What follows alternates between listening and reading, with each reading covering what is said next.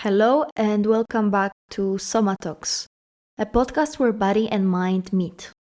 My name is Agata, and lately I've been reflecting on emotional dependency, what it looks like, how subtly it shows up in our lives, and how deeply it can affect us, especially when we care about someone.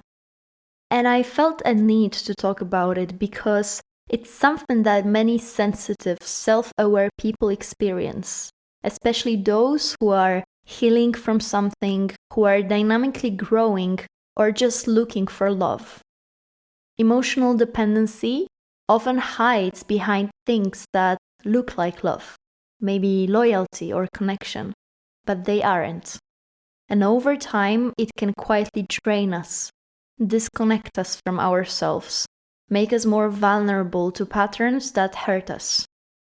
So today we are going to explore what emotional dependency is, why we develop it, why it feels good at first but becomes harmful at the end of the day, and how we can start rebuilding emotional independence. Firstly, what emotional dependency really is. It happens when your sense of stability, worth, or emotional state becomes strongly tied to another person. Basically, you lose your ability to self-regulate. You become dependent on someone in your emotional regulation. This can look like needing constant reassurance from someone, or feeling anxious when they pull away, prioritizing their needs over yours, or losing connection with your own feelings or boundaries. From a psychological perspective, this links closely to attachment theory. People with anxious attachment styles often fear abandonment. They seek closeness very intensely, and they feel heightened emotional reactions in relationships. And this combination might be very hurtful for them. Research in attachment psychology shows that these patterns often form very early based on how consistently emotional needs were met in childhood. So emotional dependency is actually something that we learn over time. So another question is, why do we become emotionally dependent? At its core, emotional dependency is about safety and connection. Our brain is wired for attachment. Studies in neuroscience show that social connection activates reward systems in the brain, similar to those involved in motivation and pleasure. If you would like to hear more about this topic, I invite you to listen to my another episode about dopamine, where I explore this topic more deeply.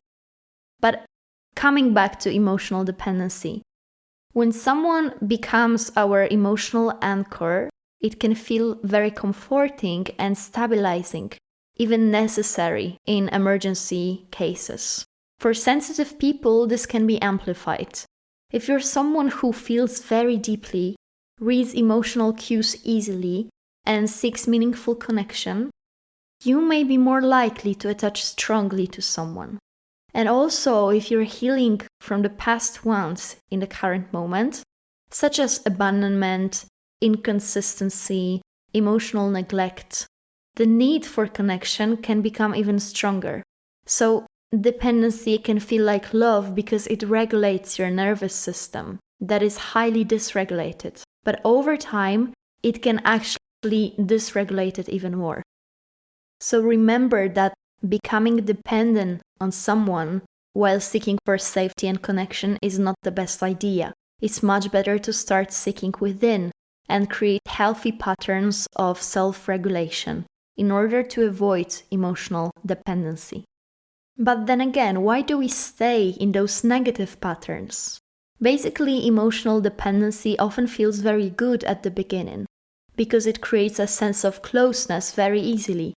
It is also intense emotionally, and it gives us temporary relief from inner discomfort. So let's say it's an easy option for those who are really seeking for love and safety. Psychology describes this as intermittent reinforcement. When attention or affection is inconsistent, the brain becomes more attached, not less. This is the same mechanism seen in addictive patterns. So although it's an easy option, it's not consistent. And this is where the problem begins. If someone gives attention and then withdraws, or if someone is warm and then becomes distant, your system may become even more focused on them. This creates a loop. Attachment leads to relief, then withdrawal happens, we start craving for somebody's attention again, and we end up with stronger attachment. And this is where emotional dependency becomes draining. And that's the hidden cost.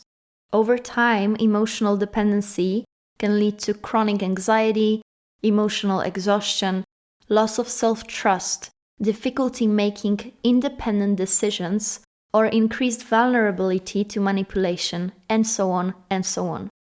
And here's an important point regarding manipulation. It doesn't always look intentional.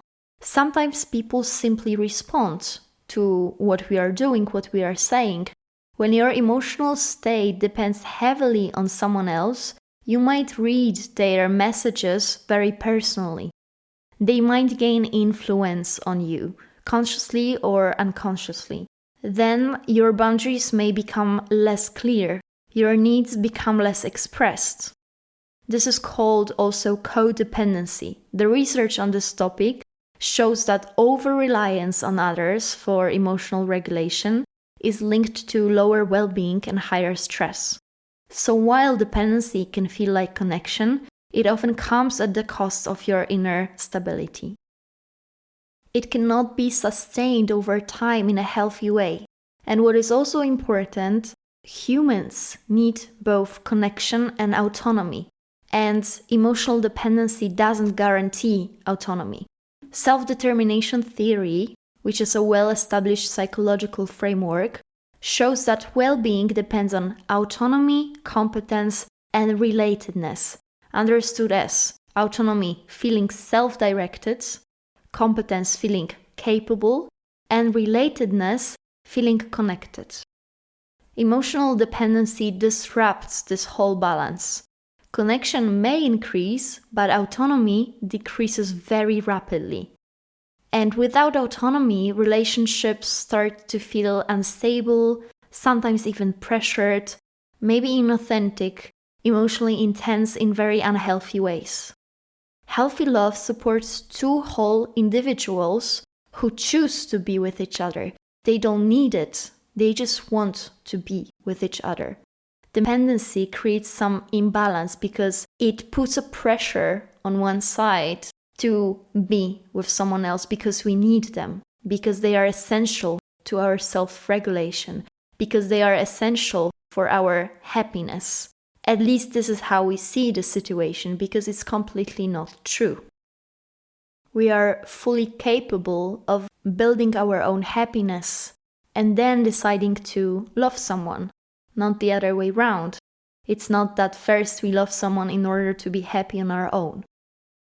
And healing emotional dependency doesn't mean becoming distant or independent either. It means rebuilding connection with yourself. Here are grounded, science-based steps. Firstly, we need to start with awareness. So building awareness, noticing when our emotional state shifts based on someone else. Awareness always reduces automatic reactions, and that's the first step towards change. Secondly, we need to take care of our nervous system, so regulate yourself.